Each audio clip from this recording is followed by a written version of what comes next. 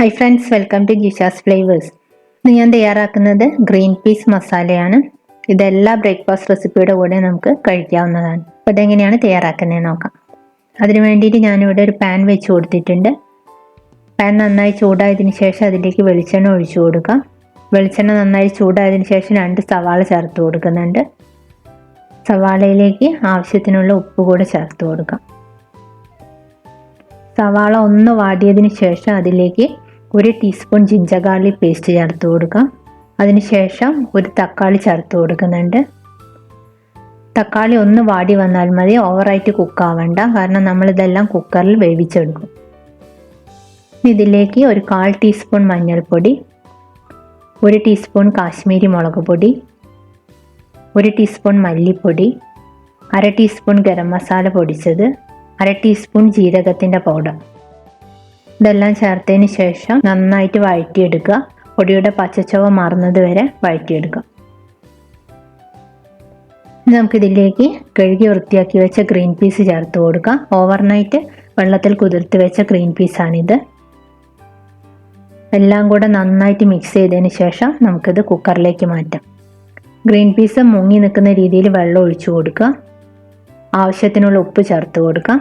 അതിനുശേഷം 5 വിസിലാണ് വന്നിട്ടുള്ളത്. ഓരോ ഗ്രീൻ പീസിൻ്റെ കുക്കിംഗ് ടൈമിലും വ്യത്യാസം ഉണ്ടാവും, അപ്പം നിങ്ങളത് നോക്കിയിട്ട് ചെയ്യാം. ഇനി നമുക്കിതിലേക്ക് അരപ്പ് ചേർത്ത് കൊടുക്കണം. അതിന് വേണ്ടിയിട്ട് ഒരു 1/2 കപ്പ് തേങ്ങ എടുത്തിട്ടുണ്ട്. ഇതിലേക്ക് ഒരു 1/4 ടീസ്പൂൺ പെരിഞ്ജീരകം, 1/4 ടീസ്പൂൺ നല്ല ജീരകം, ഒരു 8-10 കാഷ്യൂനട്ട് ചേർത്ത് കൊടുക്കാം. ഒരു പച്ചമുളക് ചേർത്ത് കൊടുക്കുന്നുണ്ട്. ഒരു 3-4 കറിവേപ്പില ഇട്ട് കൊടുക്കാം.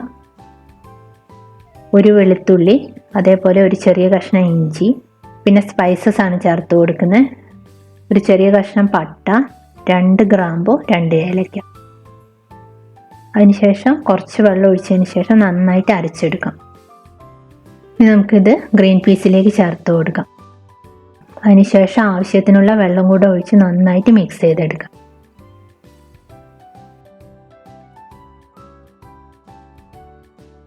ഉപ്പെല്ലാം ചെക്ക് ചെയ്ത് നോക്കുക. ആവശ്യമുണ്ടെങ്കിൽ ഉപ്പ് ചേർത്ത് കൊടുക്കാം. ഇനി കറി നന്നായിട്ടൊന്ന് തിളച്ച് വരട്ടെ.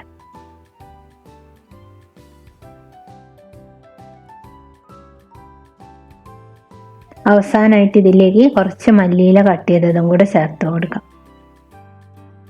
ഇപ്പോൾ ഇവിടെ ഗ്രീൻ പീസ് മസാല റെഡി ആയിട്ടുണ്ട്. ഞാൻ നേരത്തെ പറഞ്ഞതുപോലെ ഇതെല്ലാം ബ്രേക്ക്ഫാസ്റ്റ് റെസിപ്പീൻ്റെ കൂടെ കഴിക്കാം. അപ്പോൾ എല്ലാവരും ഉണ്ടാക്കി നോക്കുക. വീഡിയോ ഇഷ്ടപ്പെട്ടാൽ ലൈക്ക് ചെയ്യുക, ഷെയർ ചെയ്യുക. മറ്റൊരു നല്ല റെസിപ്പിയുമായി അടുത്ത വീഡിയോയിൽ കാണാം. താങ്ക്